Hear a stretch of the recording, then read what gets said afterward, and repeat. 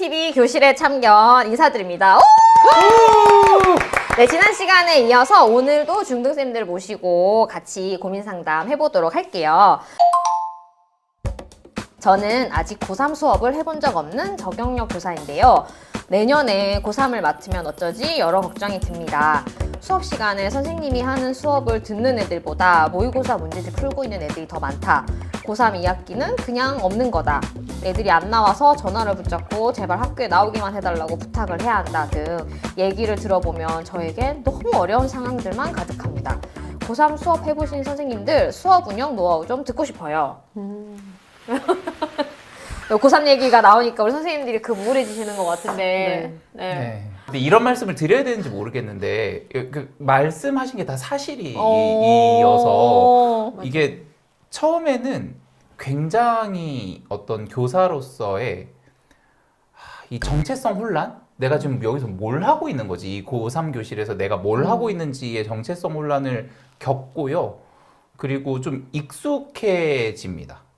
제가 내려놓을 부분을 내려놓는 것 같아요. 사실 그게 정답이라고 저도 보지는 않는데 저는 그렇게 적응할 수밖에 없었던 것 같아요. 제가 열심히 수업을 준비해서 열심히 수업을 하고 모듬식으로 수업을 하고 프로젝트 수업을 하고 이 수업 방법을 개선해 나갈수록 애들이 점점 더 싫어합니다. 그냥 원래대로 했으면 좋겠는데. 그냥 제가 강의식 하고 본인이 뭐 하고 싶으면 하고 안 하고 싶으면 안 하고 문제집 풀고 싶으면 풀고 이렇게 하기를 원하는데 제가 자꾸 학생 참여형 수업을 구성하면 할수록 애들이 더 안 좋아하는 것 같은 느낌? 근데 그게 3학년 1학기 때까지는 그래도 어느 정도는 무너지지 않는 선이 유지가 되어 왔었는데 2학기가 되면서는 진짜 확 무너지는 느낌을 많이 받아서 코로나 터지고 나서 가정학습을 쓸 수 있는 기간이 꽤 길어요. 그래서 아이들이 사실 수능 전부터 이미 꽤 안 나오고 있어요. 다른 전형으로 가거나 하는 친구들은 이제 미련 없이 가정학습을 쓰고 안 나와버리는 거죠. 일정을 조절해가면. 그러니까 심각한 경우는 전교에 있는 아이들을 한 반에 그냥 몰아넣는 일이 생기는 그렇게 해도 되죠. 1학년, 2학년 아이들은 텐션이 끝까지 쭉 가요. 그러니까 겨울방학 오기 전까지 그 텐션이 유지가 돼요. 그러니까 수업을 할 때 뭔가 이제 소위 하는 맛이 있죠. 근데 3학년은 완전히 다른 분위기더라고요. 맞아요. 그래서 그 이제 나이가 정말 서비스직이 되는 것 같은 느낌을 받을 때가 왕왕 있어서 저도 3학년은 좀 그래서 어려웠어요. 저는 어떻게 했냐면 아예 그냥 말만 3개 교양 수업처럼 했어요. 그래서 막 TV엔 어쩌다 어른 같은 거 가지고 와서 보면서 막 이렇게 둘러 앉아가지고 얘기하고 그냥 그런 식으로 계속 그냥 어차피 소양을 키워야 하는 거라면 그래도 너네가 학교를 나왔으면 의지가 있는 친구들이지 않냐. 그러면 우리 예비 대학생이라고 생각하고 뭐라도 하자. 그러면서 막 그림책 놔두고 토론도 해보고 네, 성교육도 하고요 그때. 입시제도가 또 워낙 우리나라가 급변하잖아요. 근데 사실 저는 수능이 많이 거의 정시로 가는 맞아요. 시대였고 요즘 아이들은 수시로 많이 가죠. 지역별로 다르고 학교별로 다른 것 같아요. 그래요? 네. 학생부 종합이 생기부하고 이런 거 다 들어가는 네, 뭐 거죠? 세특, 자율활동 뭐 이런 거 다 보는. 잠깐만, 세특이 뭐였지? 과목별 세보는 게 특기사. 그거 되게 전략적으로 써야 되잖아요. 네, 맞아요. 제 친구도 생기부 쓰느라고 그때 이제 아이들 막 수시 시작하니까 생기부 쓰느라고 지금 학교에서 밤새고 있다고 그 얘기를 하더라고요. 그래서 그렇게까지 쓴다고? 근데 그렇게까지 써야 돼 이러더라고요. 네, 그렇게까지 써야 돼요. 거기서 애들 인생이 막 달려 있으니까. 그럼요. 개별화해야겠다는 마음을 내가 먹는 순간 내 문업을 내가 파는 거예요. 맞아요. 그렇지 않아요? 개별화해야겠다는 게 네, 어떤 그러니까 말이에요? 막 프로젝트를 한다 하더라도 애들마다 산출물이 다 다르잖아요. 이 친구가 어떤 주제를 가지고 어떤 입장을 택해서 어떤 글을 썼는지 그 요소가 3개인 걸 애들마다 다 다르게 적어줘야 되는 거죠. 그렇죠. 그러면 옆에 그 과제물을 쌓아놓고 한 명 한 명씩 보면서 엑셀에다 넣는 거죠. 근데 또 1500바이트니까 글자 수도 지켜야 된단 말이에요. 그죠? 그러니까 그걸 하는 순간 제가 만난 애들이 5반이니까 30명을 했을 때 150명이잖아요. 그렇죠. 근데 그게 한 과목만 하지 않으니까 사실 다 이제 해보면 거의 한 200명 가까이 되는 아이들의 세특을 1500바이트씩 다 적어주고 있는 거죠. 그렇죠. 저 같은 경우에 중간고사, 기말고사를 내잖아요. 네. 그럼 1번 문항부터 24번 문항까지 어떤 문제를 해결할 수 있는지를 다 적어요. 그 문항 옆에다가. 그 다음에 얘가 정오표가 나오잖아요. 그러면은 그 부분에서 얘는 이 문제를 해결할 능력이 있고 이 문제가 어떻게 문제로 나왔을 때 해결할 능력이 있고 이렇게 하지 않으면 맞아요. 이 150명, 200명이 개별화될 수가 없어요. 그러니까 그거를 다 어떻게 만들어야 돼요. 매뉴얼처럼. 그래서 맞아. 제가 중간고사 그러니까 생기부를 쓴다 그러면 중간고사 기말고사 제가 낼 때는 전혀 이런 생각 없이 내거든요. 내 문업을 내가 파는 거예요. 고등학교 선생님 못하겠다 나는. 진짜. 다들 그렇게 하고 계세요. 맞아요, 진짜 네. 다들 그렇게 하고 이게 계세요. 뭐 막 되게 열심히 하는 케이스가 네. 아니에요. 재수할 때 저희 반에 이제 보통 재수는 다 20살이 시작을 보통은 하잖아요. 근데 저희 반에 18살인가? 동생이 있었어요. 근데 그때 한창 그런 애들이 많을 때였어요. 학교를 자퇴를 하고 고1 때. 그러니까 빨리 1년 안에 검정고시를 끝내고 그쵸. 수능을 빨리 보겠다고 오낸 거예요, 걔가. 지금도 선생님이 돼서 그런지 걔가 가끔 생각이 나거든요. 걔가 그 인생을 2년을 추격했다고 해서 진짜 인생을 행복하게 살았을까? 입시를 빨리 봤다고? 막 그런 생각이 좀 들더라고요. 공교육이라는 건 어쨌든 배워야 할 걸, 대한민국 시민으로서 살아가기 위해 배워야 될 걸 배우고 내보내는 거잖아요.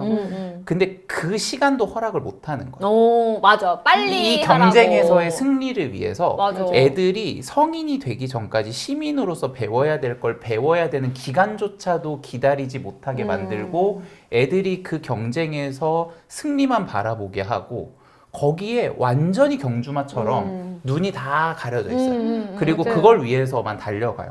제가 예전에 잠깐 읽었던 글 중에 굴곡 없이 자란 나무는 높이는 자라거든요. 근데 그늘은 넓지 않다. 근데 이제 굴곡이 있게 자란 나무는 높이는 못 자라겠죠. 근데 이제 구불구불 자라니까 이제 그늘이 넓고 그 옆에 뭐 사람들이 좀 많이 쉬어갈 수 있는 그 좀 여유로운 사람이 될 수 있다라는 그런 문구였어요. 그러니까 그 아이가 그럼에도 불구하고 그 과정을 점프했음에도 불구하고 스스로 그 부분을 잘 보충해서 좋은 성인이 된다면 좋겠어요. 맞아요. 근데 그 과정을 건너뛴 만큼 위험 요소가 존재한다라는 생각이 드는 거예요. 맞아요. 그 고3들이 학교 안 나오는 거 있잖아요. 네. 네. 그럼 이제 전화하시면 뭐라고 하나요? 안 받아요. 그리고 아, 진짜? 아까 전에 제가 선생님 말씀하신 것 중에 이 학생들이 너무 착하다라는 생각이 드는 아, 게 진짜? 네. 코로나 네. 가정학습 쓴다고 했잖아요. 저희는 8시 10분 등교거든요. 8시 10분에 와서 8시 11분에 나가요. 아, 진짜? 그러면은 그거 무단 결석 아니에요. 아, 진짜요? 네, 무단 결석이 아니에요. 무단 조퇴지. 아, 혹은 4시 4시가 종례면 3시 59분에 와요. 그럼 무단 지각이에요. 무단 결석이 아니에요. 그러면 그렇게는 이 아이는 어떠한 방법으로도 유예를 시킬 수가 없어요. 그러니까 성적 산출이 끝난 그 시점부터는 그냥 이렇게 나오는 거예요. 내 날짜 다 계산해서. 와, 대박이다. 내가 고등학교 선생님 못하겠다 나. 우리 아이들도 힘들고 선생님들도 정말 많이 힘든 시기 같습니다. 그렇죠? 그럼에도 선생님들이 이렇게 교사 생활을 계속 하고 계신 이유가 있을 것 같아요. 동료 교사분들이나 예비 교사 분들에게 하고 싶은 말씀 있으시면은 마지막으로 해주시면 좋을 것 같아요. 제가 지금 있는 학교 만기 이제 마지막 해예요. 근데 진짜 너무나 감사하게도 처음으로 이렇게 점심시간에 밥 먹고 산책하다 보면 TSM 이러면서 달려오는 애들이 좀 있어요. 그래서 안겨요. 내가 막 안아요. 막 이렇게 뒤에서 막 안고 옆에서 안고 제가 막 욕을 하거든요. 마구 한답니다.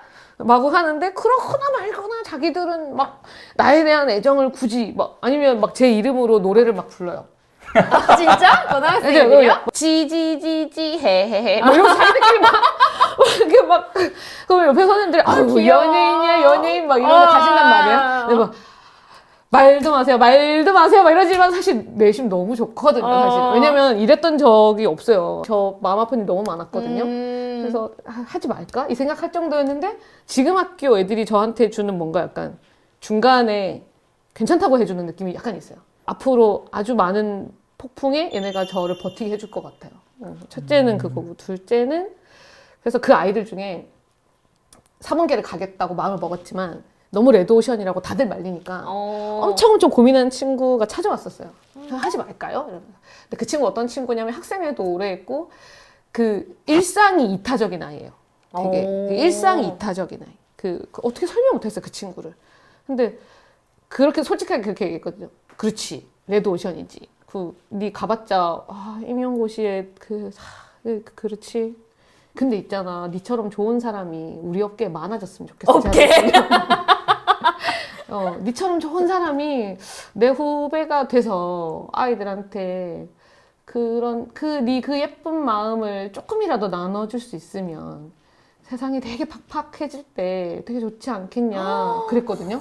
그냥 고민하고 계시다면 왜요? 그냥 뭐 앞길이 좀 어둡지만 좋은 사람이 많이 필요한 업계가 아닌가. 근데 진짜 맞는 말 같아요. 이게 저는- 공부만 잘한다고 할 수 있는 직업이 절대 아니거든요. 저는 교사를 하면서 제가 애들한테 가르친 것도 있지만 제가 애들한테 배운 것도 너무 많아요. 왜냐하면 이게 되돌아보게 되더라고요. 내가 했던 말, 행동 이런 거를 그냥 했었으면 안 돌아봤을 텐데 이게 애들한테 해놓은 거 내가 잘했던 걸까? 이걸 자꾸 돌아보고 내가 애한테 이런 얘기를 하고 제가 또 안 지킬 수는 없는 거잖아요. 근데 선생님은 계속 이 바른 말을 해야 되는 사람이고 근데 바른 말을 하는데 내가 바른 행동을 안 하고 있으면 안 되고 그러다 보니까 바른 행동을 좀 하게 되고 좀 약간 좋은 사람이 됐어요. 사실 교사이기 이전보다 좋은 사람. 교사이기 이전보다는 훨씬 더 좋은 사람이 된 것 같아서 아 진짜 오늘 처음 뵀는데 자주 뵈어세요.